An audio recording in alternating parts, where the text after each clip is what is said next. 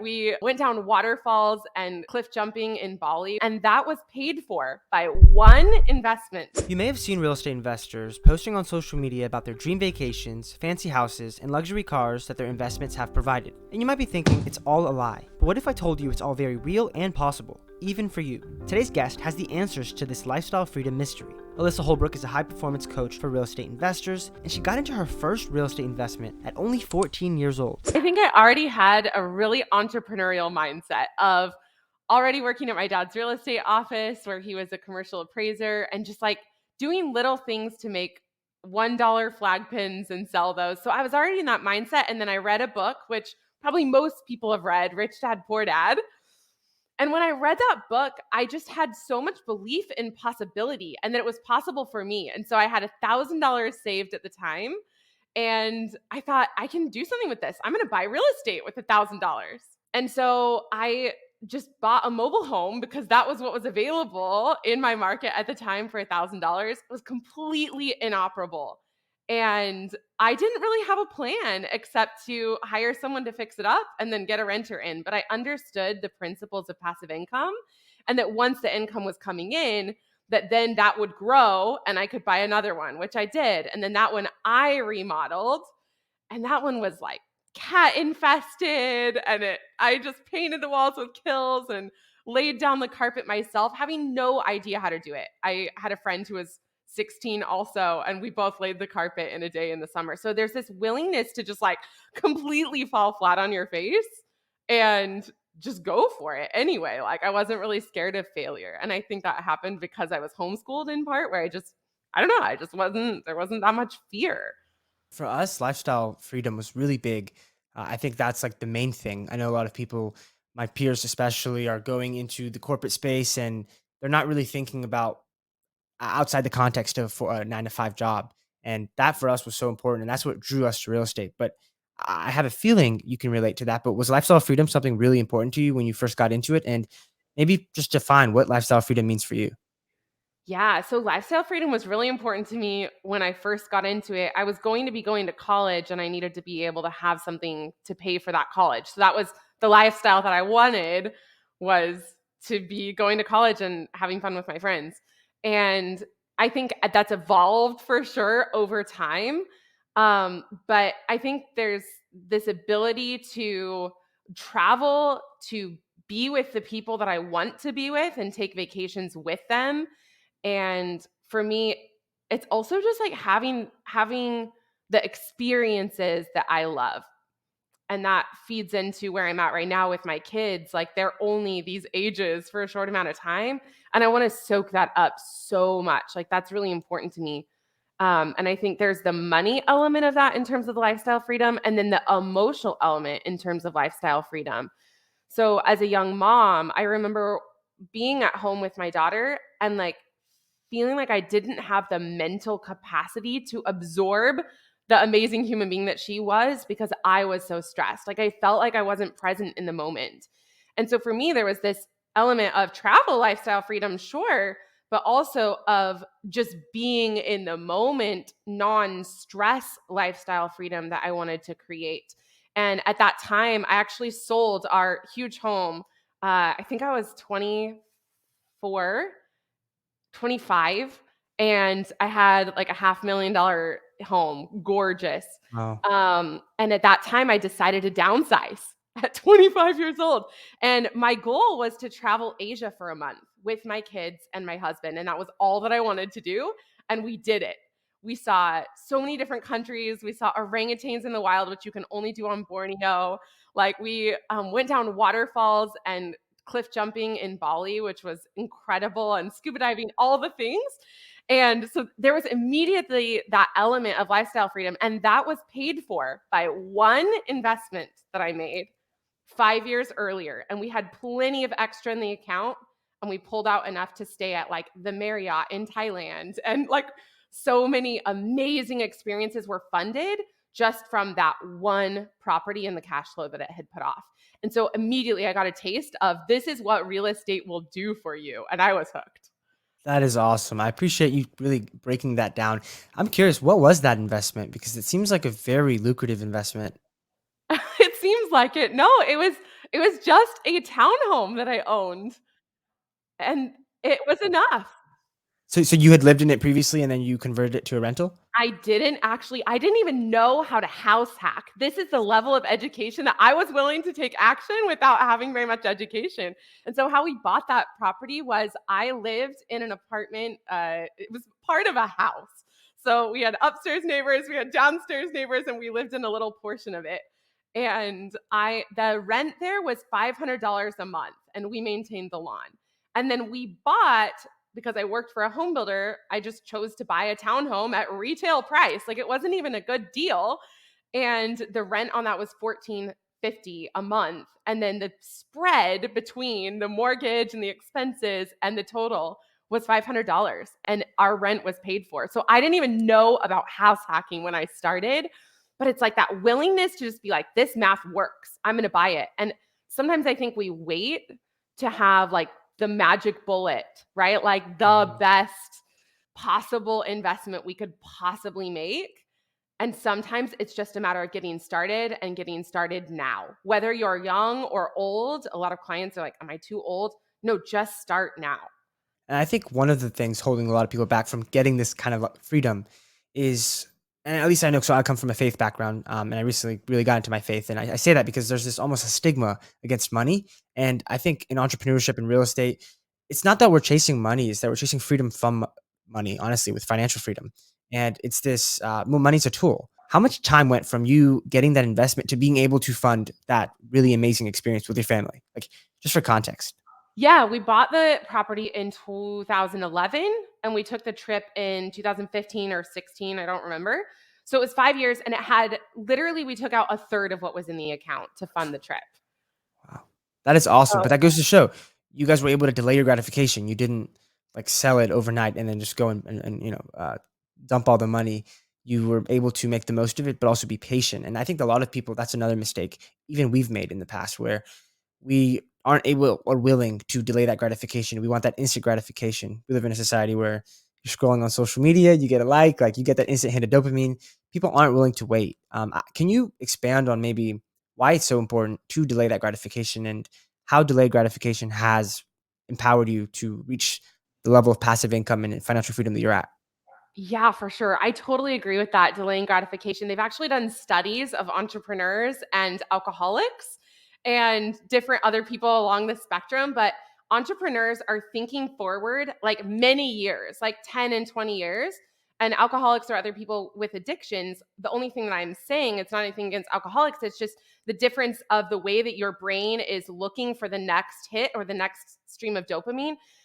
It's about stretching out that dopamine and having a life that creates a constant, slow, steady stream of dopamine for you throughout your lifetime.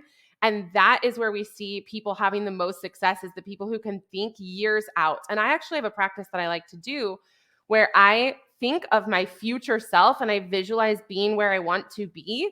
And then I take action from that place. So I write out, like, what would I do if I were that version of me? What advice would I give myself if I were that version of me? How would I be thinking? How would I be approaching this problem differently? Or how would I be investing, right? If I already had that result that I want to get to.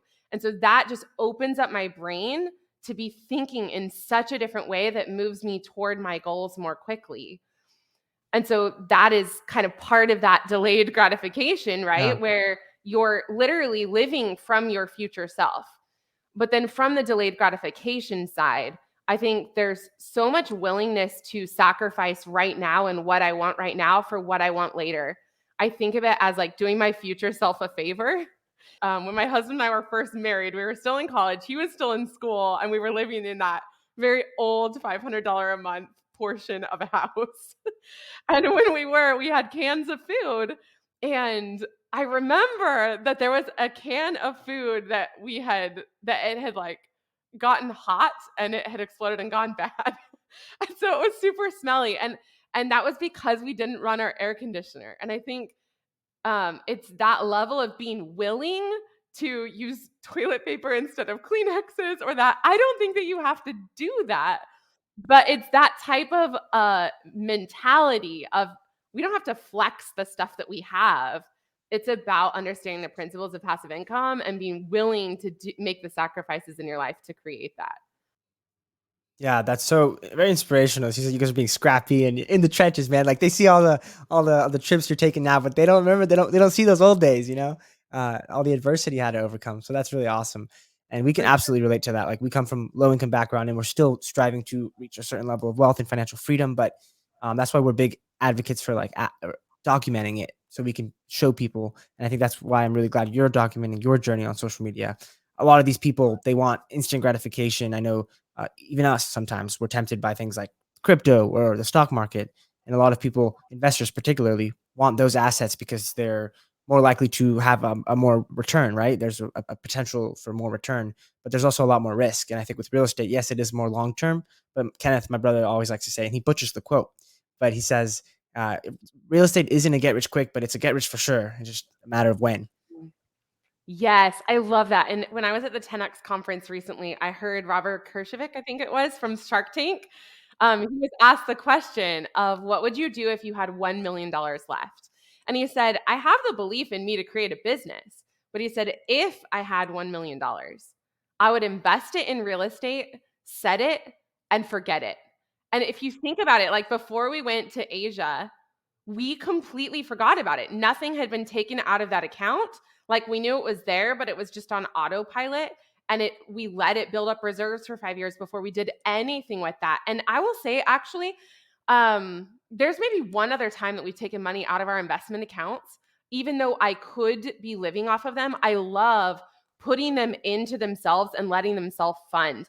I want to share a story from my dad that I was just talking to him the other day because he owns several things, but he owns a 200 unit apartment complex. It's like a bunch of duplexes put together. It's old military barracks, actually. So they're not super pretty or showy or anything, but they pay down $25,000 to the bank every single month. And when he got that loan, which by the way, he got it as a seller carry loan without very much money down, which I think is an incredible story in and of itself, because it was speaking to his ethics and who the seller believed him to be, that he chose my dad. And I think that's just as a side note, like who we are matters in business.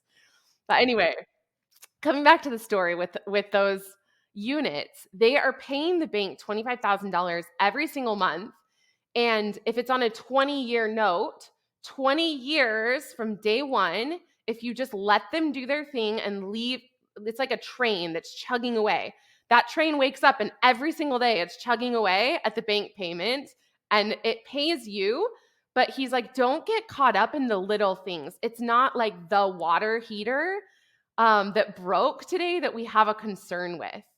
It's just about like overall the idea and the principle that once that payment is paid down after 20 years, that money comes to him. And for him, that's next year. He's like 6 months away from having that same amount come into his bank account, $25,000 every single month, and making several million dollars a year passive. And I just think when we get the idea of start it today, start it Mhm. right now, um, that's the time to begin.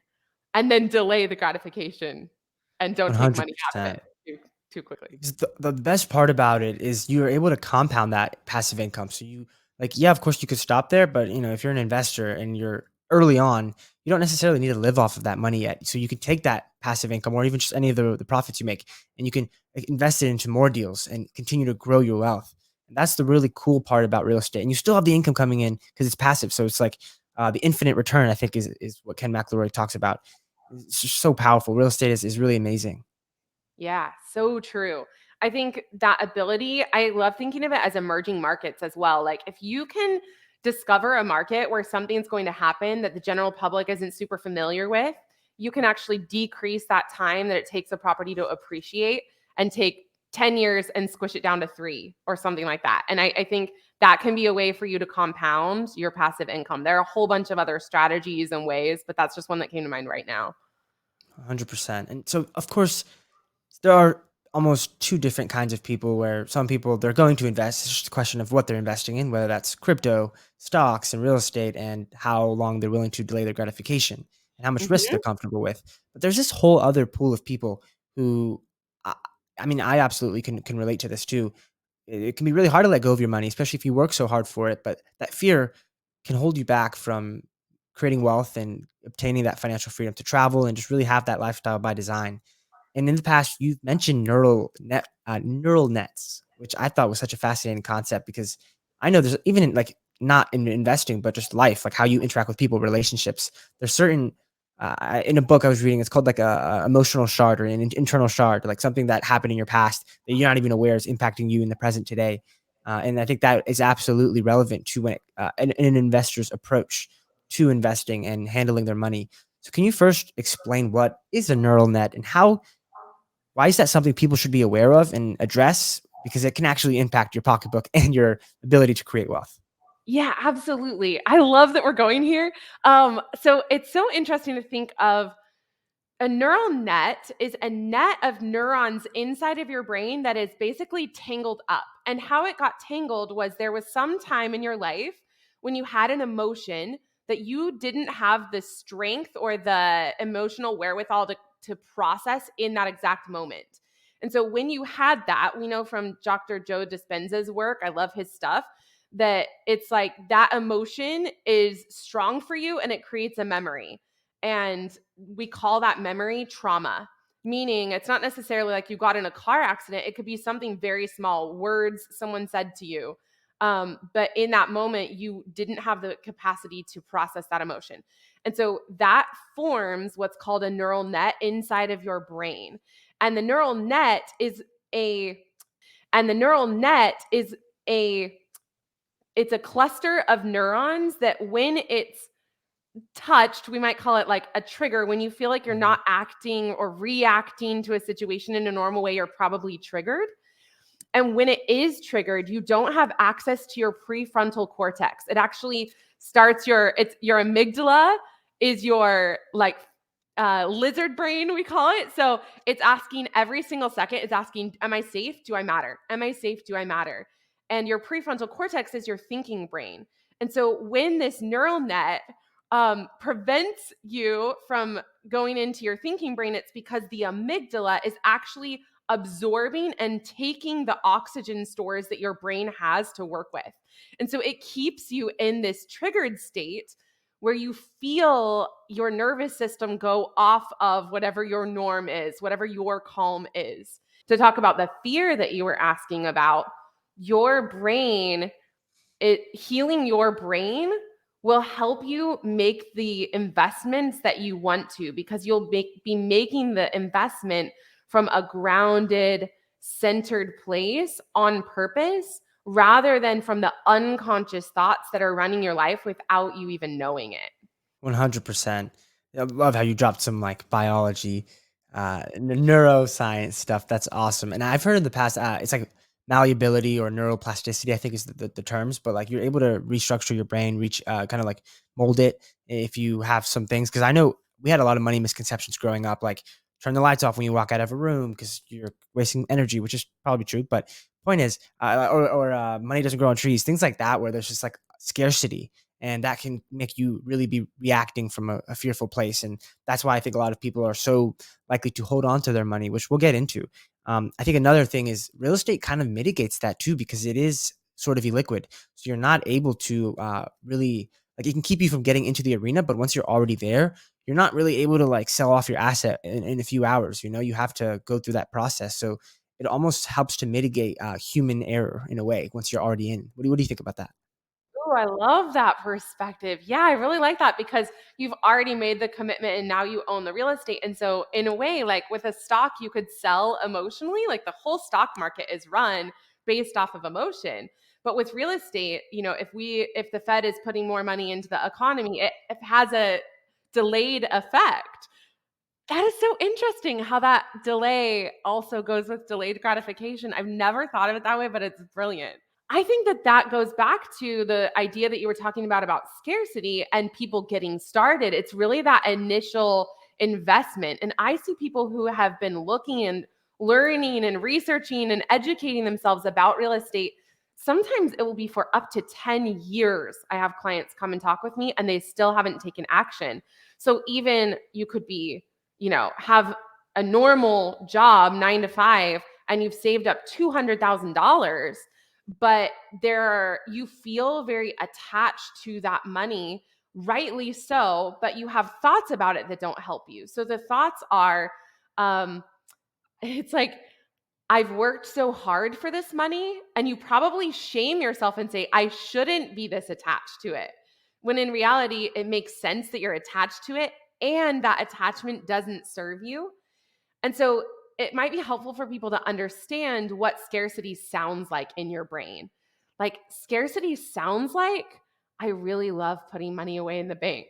I keep raising the bar on myself in terms of the minimum amount that I need to get started investing. When is it safe for me to stop saving that money or hoarding it in my bank account? And what if I take money out to invest and then something happens? Then what? And I think that's the biggest fear that keeps people from investing. And so I have an answer for that that I like to walk myself through and that I've also walked clients through. If I made an investment, let's say it's in a fourplex, a quadplex as people call it. If I invest in a fourplex and the numbers work when I buy it, so I know that there's cash flow coming in and I have a little bit of wiggle room. I talk about this as doing good math. If I have some wiggle room within that, what would I do if the units weren't being rented? Or if more inventory came on new properties in the area than could be absorbed into the market? And my answer is, I think through the renter who's renting a fourplex, one unit. They are pretty sensitive to price, and they're sensitive to like a $50 to $100 price change. And if you change that price $50 to $100, or if you furnished the property, or if you like made some tweaks in your marketing, you would be able to rent that price because it's supply and demand, right? You'd be able to rent that place because it's supply and demand. As the supply goes up, there is still a set point that people will rent your property. And so it's not like you will go be bankrupt and out on the streets without any money, which is where our brains go because our brains are wired for survival. And so they're constantly going to worst case scenario. And it's our job. Think of our brain as a toddler running around with a knife. It's our job to rein them back in and come back to reality that if there were an economic shift nationally or in my local market, I could adjust and I could control the solution, create a solution. 100%. And I think that that's really cool because it puts the power in to like something you can control. I don't remember which investor said this, but or an entrepreneur, but they said they would stress out about the factors that they had influence over, and they would just not stress out about the things that are out of their control anyway, because that's almost wasted energy when you're focusing on something that it's literally out of your hands. And I really like you were touching on like the duality of people want a certain thing, but they're also like too afraid to take action. And for me, in the context of this conversation, a lot of people will strive for that, ideal travel lifestyle. Let's say they really want to travel and go to their dream vacation and things like that. But they're just not willing to take the action because they're too scared. So that's kind of holding them back. But also, let's say in their perspective, they are doing what's right by saving their money and they think that's the right thing. In a way, that's obviously for 2 reasons that I'm thinking of in particular. It's not necessarily the best way to get there, and this is not financial advice, but for one, investing is absolutely, if you have a fixed amount of money in your bank and you go and spend it on a vacation, of course, like you could say like you're investing in yourself, but um, if you put that money to work into real estate and then generate passive income, then you're able to travel on that passive income. That would be much more beneficial to you in the long run, and you could still, have your pie and eat it too. And then also, when you leave money in the bank and you're saving it over time, that's that hedging against inflation that you're not getting, and your money is losing value.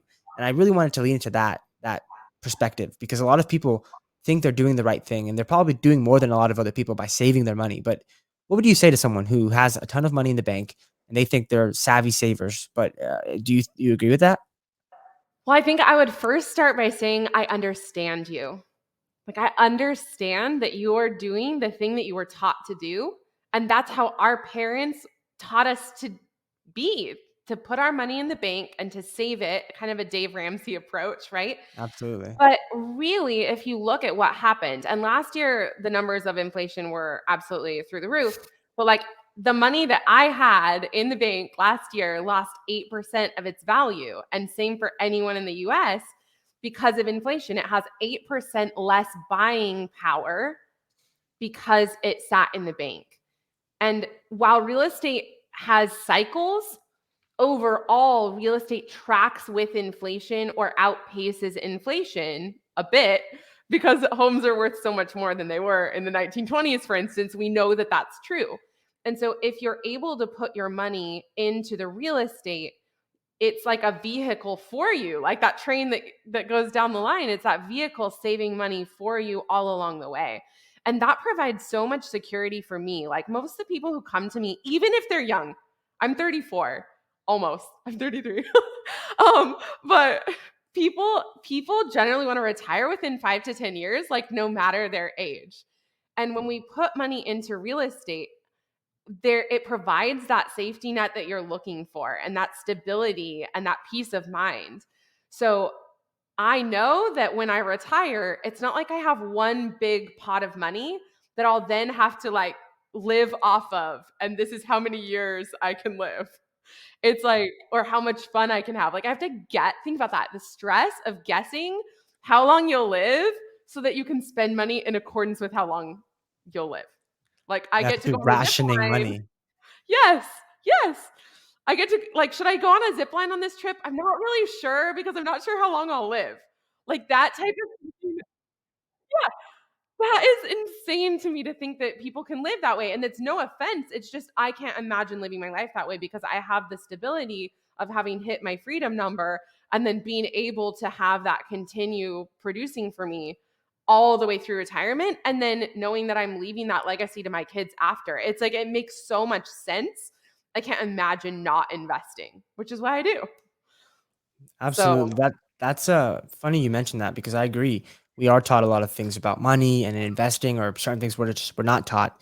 And so, to an extent, it isn't our fault. But I think, of course, we all have autonomy and agency over our own lives under God. But in general, there's definitely some kind of control we have. And a big misconception and misbelief comes to like what an asset is, what a liability is, things like that. They're just really foundational to building wealth and creating that lifestyle by design. For starters, for me, and I'll be completely transparent. Recently, I was looking at all your awesome content that you put out, Alyssa, and I came across one of your posts that was discussing like a really unique commercial real estate asset. And for me, before that, I only thought in the context of okay, real estate is somewhere people live, and then maybe like a shopping center, something like that, or maybe office buildings, things like that. Like, but what I do, my bread and butter, is residential properties where people live. And I don't know if I knew that many people in my own immediate network that were doing other types of real estate asset classes, particularly within commercial real estate. What else are you doing outside of like where somebody lives? And why is it important to be aware that real estate is so big? There's opportunities everywhere because just like people have a scarcity mindset with money, they also have a scarcity mindset when it comes to what assets are out there. oh, that's so brilliant. Yeah, I love framing it that way in terms of scarcity. Yeah, the world of real estate investing is so broad. So, one of my favorite asset classes of all is commercial real estate. And within commercial is basically this like tire shops, brake shops, automotive, auto body, used car, auto repair. Like, I love that industry because of how inflation resistant it is. And so I actually own a brake shop. And why I love owning this brake shop is because it makes a very similar return to my other assets and it pays off in 20 years instead of 30 like a normal residential home. So I shave 10 years off, get the same return, and then it's a triple net property. And the net, triple net, is about the property taxes and insurance and the maintenance. So when you buy a triple net property, the holy grail Wow. within commercial real estate, you're owning a property that has fixed expenses. So this can take away a lot of the concerns about scarcity because you know if anything goes wrong, it's the tenant's responsibility. And if the property taxes go up, it's also the tenant's responsibility. They bear that cost. And same with the insurance. And so that really enables you to have so much peace of mind and to make such a great return. It's just that fewer people know about it. And it's funny because I was going to say it's more nuanced, and that's true to a certain extent. But I want you to think about what happens in your brain if you go bigger. When you go bigger, you're going to start thinking differently. Your brain, if you think of 10xing, I love Grant Cardone, but a lot of people misperceive what he's teaching and they think I need to work 10 times harder. And that's not true. There comes a point where you can't work hard enough to create the return that you're creating at the level that you are. And so you have to level up in terms of how you're thinking and the actions that you're taking. And so having this large goal and going 10x, like buying a brake shop, forces your brain to think differently than you are Mhm. thinking right now. You literally create a more valuable brain. It's a brain that is able to produce more money. And that's the transformation that happens. And that's why it's almost easier for people to buy larger commercial real estate than to flip one residential house. It is easier to get the return from a brake shop. That is awesome. It reminds me of this saying, I know it's said in the content space where when you're looking at doing something, you don't want it to be better than someone else. You don't want to do something better than someone else. You just want to do something different than what everyone else is doing. And I love that perspective on the 10x mindset because we're big fans of Grant Cardone as well. And we always think of it as just yeah, work 10 times harder or put in 10 times the effort or just im- do it on the level, but like I don't know necessarily like the input, put the input 10x, but when you're Yes. looking at it from the perspective of like expand your mindset 10x, that's really powerful. And I would just love to know. I mean, you said a break shop, and you mentioned how it. Well, I guess my question is it more resilient during a recession, or how does it react during a recession? I'm guessing people just always need their cars fixed or things like that. Yeah, think about it. We always talk about everyone needs a place to live. And there are always new properties coming online. Like we've had a housing shortage for a lot of years, so that makes a lot of sense. And generally, that's how things flow. But also Mhm. think about what else happens during a recession. People get divorced.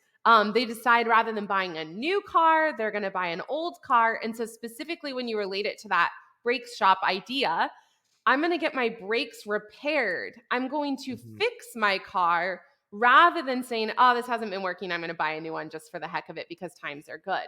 And so they actually do better during recessions.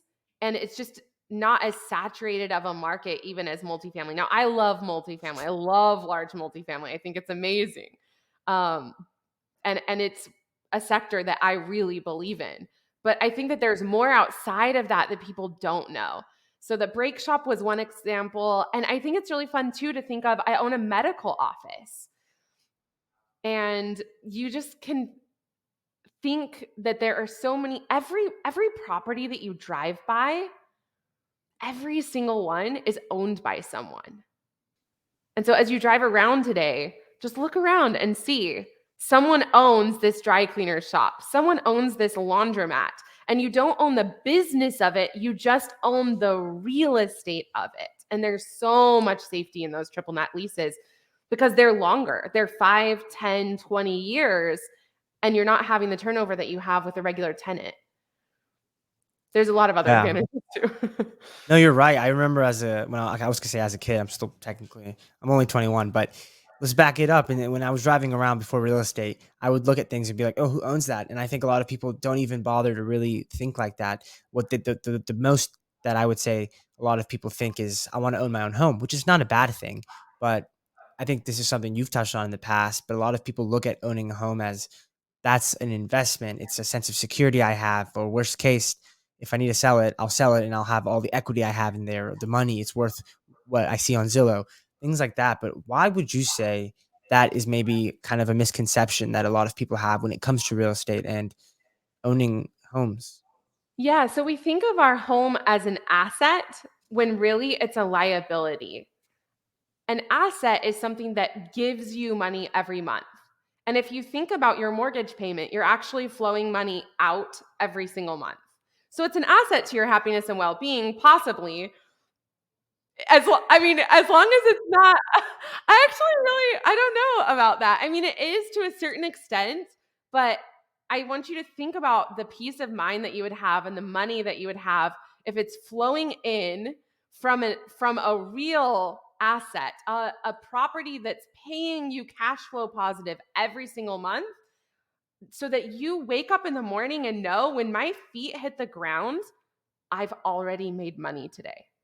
Like, I want you to think about how impactful that is in your life, to know that I'm already making money when I wake up. It's Yeah, so huge. I was talking to my mom's friend the other day, yesterday. I went to see her for Mother's Day, and I was like talking to her about real estate. She has a few properties, and she was saying that her sons are about the age to start buying homes, and they were just talking. She said that a lot of people, her sons particularly, don't understand the costs that go into actually owning a home too, of maintaining the home when you're living there. And so people are all worried about the money to get into it, but then after that, you have to maintain the home if you're going to live there, and you want it to be livable conditions. So that's another. That's what he said. Robert Kiyosaki defines an asset as something that puts money in your pocket, and a liability as something that takes money out of your pocket. So a home, if you're living in it and you're having to maintain it, or you want to upgrade things when something breaks or things like that. I mean, is it putting money in your pocket or is it taking it out? And we're not. I'm not saying one is. Well, I am saying assets are better, but it's all about what you want. Yeah, so true. I really like this idea because, okay, I'm moving to Utah, and Nice. I'm deciding that when I move there, I'm selling my home Ooh. here, and when I move there, I'm actually going to rent, Oh, which that's seems a hot take. insane because I own multi-seven-figure real estate portfolio, and I'm It's choosing to rent. ironic. But I wanna explain why. Because the money that you deploy, that you invest, is going to have a return on it. And in certain markets, like a place that I was just looking at to rent, the cost to buy that property was $800,000, and the rent on it was $3,500. Your mortgage payment on that is gonna be at least 5 grand in today's market for sure. So I'm actually saving money by renting.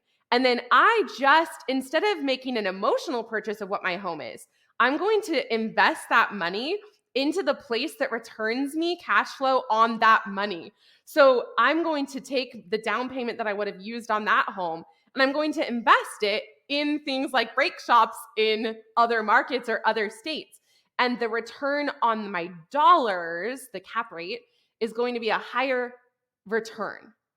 And so it actually makes more sense for me to use my money in that way. So it's not about being like, oh, I own my own home, which has always been true for me. But in today's market, it's not my wisest financial decision. My wisest financial decision is to have that money making money for me at the fastest rate possible in any market that takes, and being gutsy enough and willing enough and understanding the risk enough that I take the calculator risk that gets me the biggest return and moves me along in terms of my net worth. Yeah, and I think one of the most important parts of that is that your rent or your liability, your living expenses are being paid with your cash flow. So you're not taking Yes. active income that you're making, like you have passive income that you're using to cover that.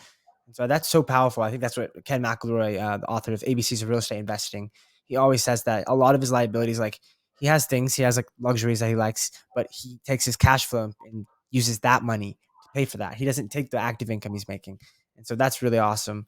Um, we are approaching the end of the interview, Alyssa, but I did want to discuss because we've talked about a lot of the mistakes people make or the misconceptions people have that really keep them from that ideal lifestyle freedom or the ability to just travel. I think particularly in people when they're in their 20s or 30s or even at any age, they wanted that dream lifestyle to travel, but they don't realize a lot of these mistakes they're making financially that are holding them back from obtaining that. And so, what are some of the steps? I know you have an awesome program where you really assist your clients and help them reach those goals.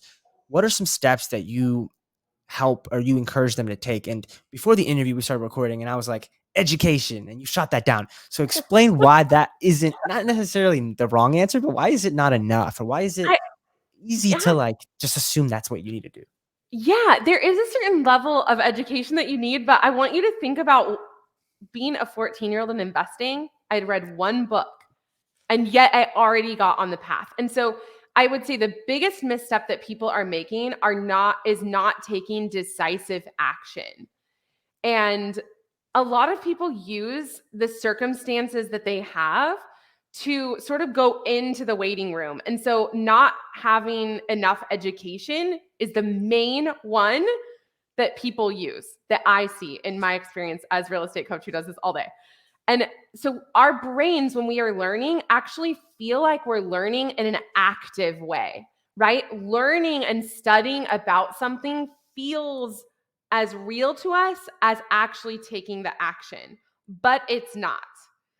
And so we want to understand enough, but you need to know a lot less than you think. And what I would do instead is say, take decisive action. Move forward. And I'll give a specific example. One of my clients today said the broker isn't responding to me, and she's trying to make the offer on a mobile home park. And I said, why does the broker need to respond to you for you to make an offer? Which is mind blowing, because someone not getting back to you or communicating with you doesn't mean that you can't take action. You can literally send an email to that broker's email, and they're by law required to deliver the offer to the seller.